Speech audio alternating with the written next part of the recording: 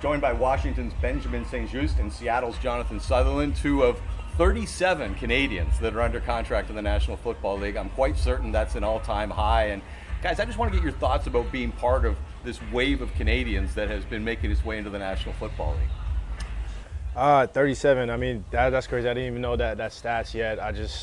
Ever since I would say me and Jonathan kind of were like the foundation of like the first couple of like players slowly, making their way to the league, and like our mission was to kind of like give back to the youth and give back to everyone back home, so we can make the process and way easier, so we can see a lot more players in the NFL from Canada. So I think we're slowly accomplishing that, and 37 is a really nice stats to hear, especially like for how hard it is to make it to that level from Canada. So yeah, really happy about that.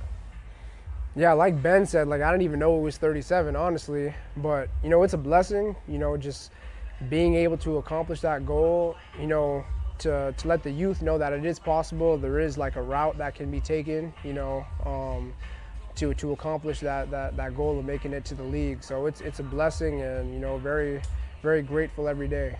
One thing I've been struck by so many of the Canadian players in the National Football League is that sense of mission to give back, to want to broaden the next generation. We're here at Jesse Laquetta's camp.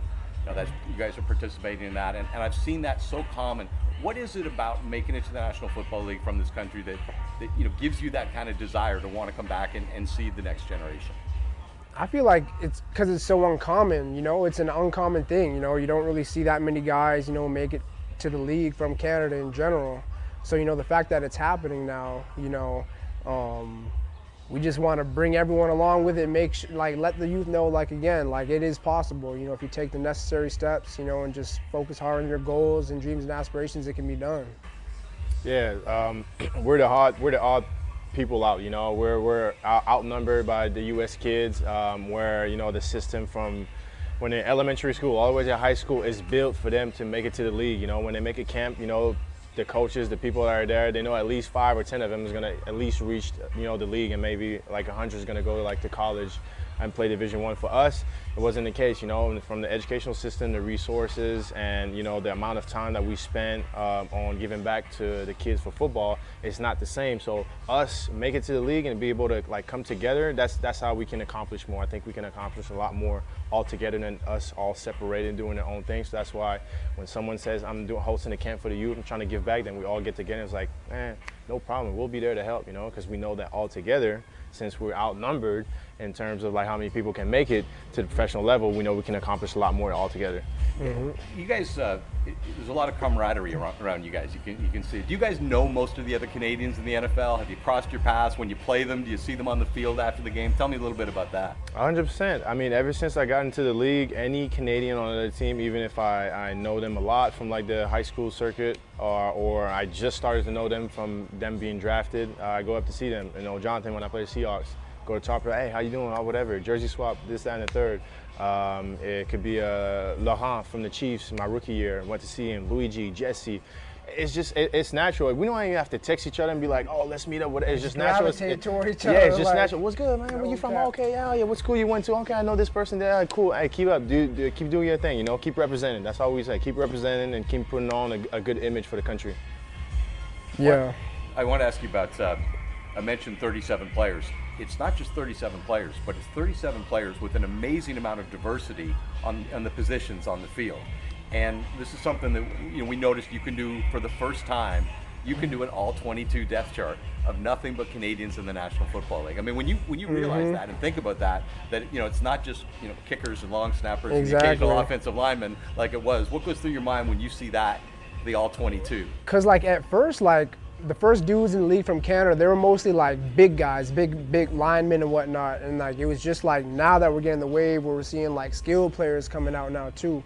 So, I mean, it just motivates me even more, honestly, it just motivates me even more. And, I hope it just gives the youth even more aspiration, inspiration and whatnot, that, hey, I could be in any position and I could go to the league if I put my head to it. Yeah, like you said, I mean, in general, it just shows that the game is growing. And we started with a few players at a certain position that we really specialized in, and then now as the game is growing and kids are motivated, the dream is there, they're seeing one guy, a receiver, a DB makes it. So now it's not odd for them to say, I want to make it to the NFL. I want to be like Chase Claypool or whatever as a receiver. Now you're like, okay, I can idolize this guy and be just like him. Before that, we didn't have that. So it just shows that like slowly but surely the game is growing. We're starting to have a lot more skill position, like you said, and now we can have a full team, you know, for the Olympics if we want to, you know. So. In this country, you know, I often say if you're a young, talented hockey player, the conveyor belt will carry you right to the National Football League or National Hockey League. Excuse me. In football, it's not like that. What are the things that even if you're a young, talented player in this country, you have to do to be able to be recognized at that level? I would say there's still a lot of work to be done in terms of the system around the sports for our youth here in Canada. It's forever. I said I think forever will always be a hockey country. That's how it is. That's how it's built or whatever. But if you want to give yourself the best chance as a parent or as a young kid, take your talent, you know, south of the border, you know. Train here, get your resources, give back, and do all the hard work and the dedication and waking up and being disciplined. But then when you're ready, take your talent to the south, you know, compare it against the Americans. That's what I did. I remember back in 2015 when my parents went to Michigan, tested my talent, got my first scholarship, and I kind of got the ball rolling after that. So if you can do that as a young kid and you're talented enough, then after that you can kind of like work your way and make your path to the NFL. Then after that you just come back and you make the same cycle, give back to the youth, or another kid can do the same thing.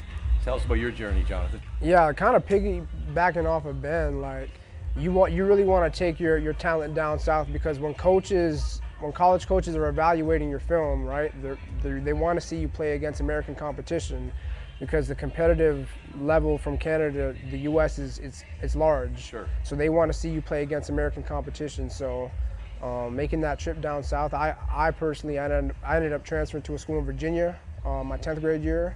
Spent 3 years there, and then recruiting picked up from there as I, you know, got more game film and whatnot, and then yeah. But making that trip down south of the border for sure.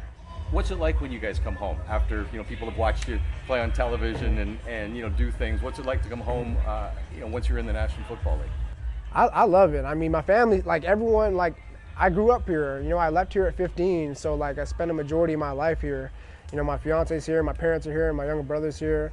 You know, everyone I grew up with is here. So Ottawa is always like gonna have a special place in my heart. Like it's always gonna be home for me. The nice thing about where we're from, like Canada here, is that he said he's from Ottawa, I'm from Montreal, born and raised. It doesn't matter where we at, we get the same type of love. I got here kids coming up, let me sign this, parents, thank you for doing this, for the support, I'll be watching you. Like, it doesn't matter where you're from. Canadians, we're gonna come together and we're gonna cheer for each other, we're gonna support each other, and then, you know, that's how it's been ever since I've been in the league. You know, people are gonna root for you just because you do great things, you're humble, you're a person that, you know, sticks to his roots. And yeah, that's what I like. One thing, you mentioned humble, and it's another thing that, having covered a lot of the Canadians in the NFL and major college, I always hear about how the guys are humble.